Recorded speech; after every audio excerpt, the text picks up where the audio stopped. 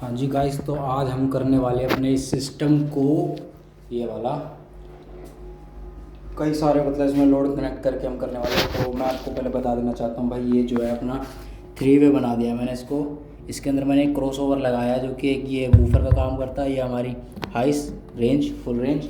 और मिड के लिए मैंने ये लगा रखा 12 इंची, और जो ये सिर्फ उसका है। और दूसरे चैनल पे अपने ये 2 वूफर मैंने लगा रखे हैं, एक ये सैमसंग, एक सोनी वाला और एक ये सैमसंग वाला।